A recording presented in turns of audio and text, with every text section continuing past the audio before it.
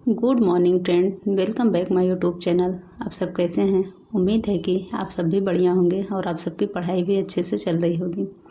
आज मेरे मॉर्निंग की शुरुआत हुई थी सुबह 6 बजे और सुबह उठ के सबसे पहले मैं एनसीईआरटी में आज मिडाइवल हिस्ट्री का चैप्टर पढ़ने के लिए बैठी हूँ।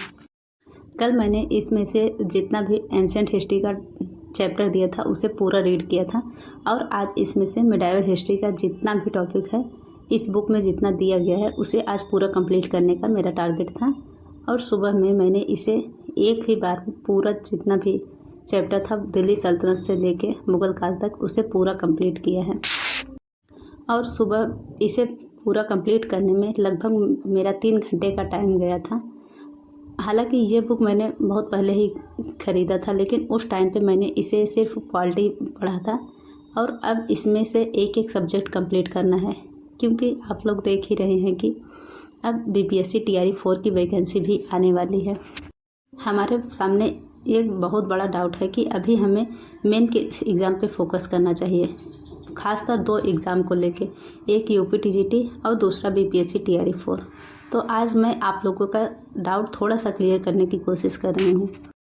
देखिए, अभी मैं बात करूँ यूपी टीजीटी की तो उसकी संभावित डेट है अप्रैल माह में, और बीपीएससी टीआरई का एग्ज़ाम जहाँ तक मुझे लगता है कि मार्च महीने में हो जाएगा, क्योंकि पिछली बार भी सेम यही टाइम था। जनवरी में टीआरई 2 वालों का सिलेक्शन हुआ था और फरवरी में वैकेंसी आ गई और मार्च तक एग्ज़ाम हो गया था।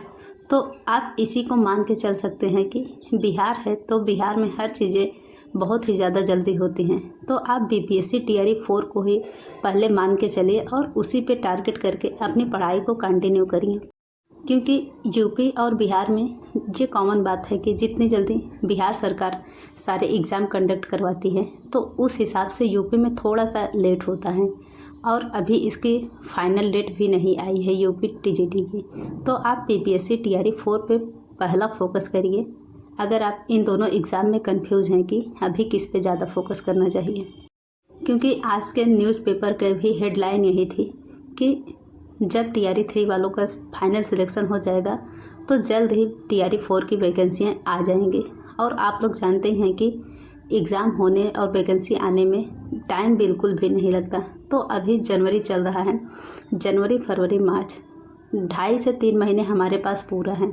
अब 2.5 महीने ही मान के चल सकते हैं। तो इस टाइम आप एकदम पूरा फोकस हो के टीआरई 4 की तैयारी करनी है। मैंने भी अभी इसी को टारगेट करके अपनी तैयारी को थोड़ा सा अलग तरीके से करना स्टार्ट कर दिया है। जैसे कि मुझे अब जीएस को भी साथ में लेके चलना है।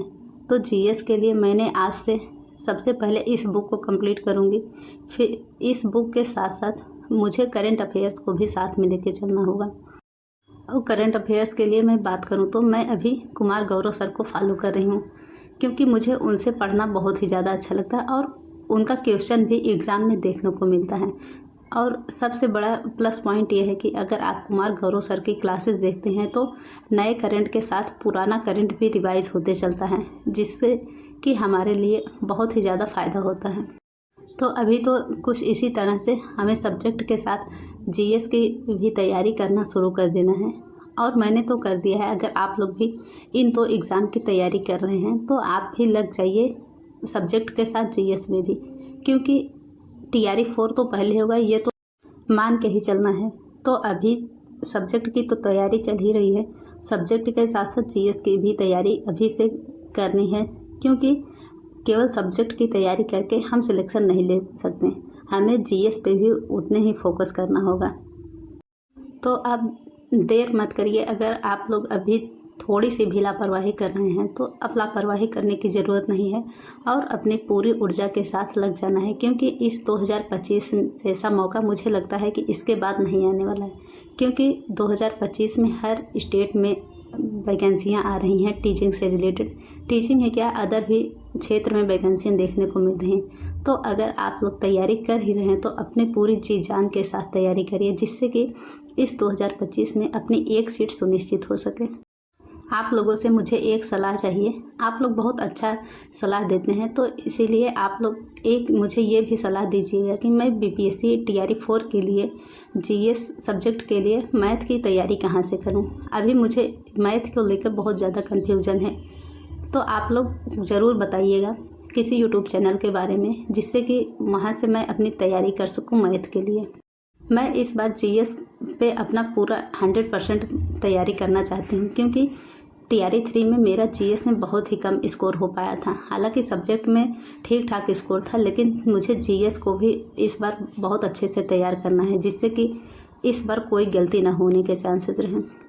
मैथ के बारे में आप लोग ज़रूर कुछ सलाह दीजिएगा, क्योंकि मुझे मैथ पे भी अभी से वर्क करने की ज़रूरत है।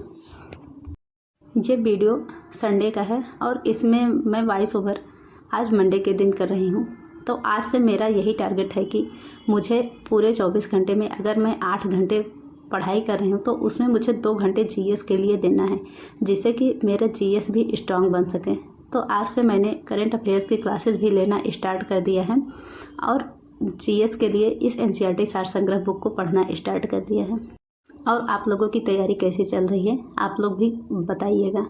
और कोई सलाह हो तो मुझे ज़रूर बताने की कोशिश करिए कि कहीं पे मुझसे कोई गलती हो रही हो या कुछ कमी हो रही हो तो उसे भी बताइएगा।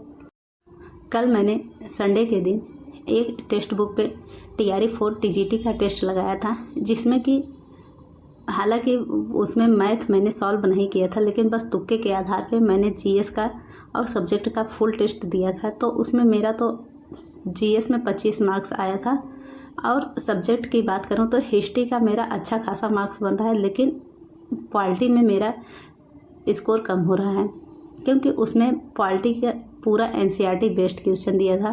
तो एनसीईआरटी तो मैंने पहले पढ़ा है, लेकिन फिर भी उसका कॉन्सेप्ट कुछ क्लियर नहीं था, जिसकी वजह से मेरा पॉलिटी में अभी बहुत ज़्यादा मुझे मेहनत करने की ज़रूरत है। तो अभी तो हिस्ट्री की तैयारी अच्छी खासी चल रही है, तो हिस्ट्री का स्कोरिंग अच्छा है, लेकिन अब पॉलिटी पे वर्क करने की ज़रूरत है और जीएस भी स्ट्रॉन्ग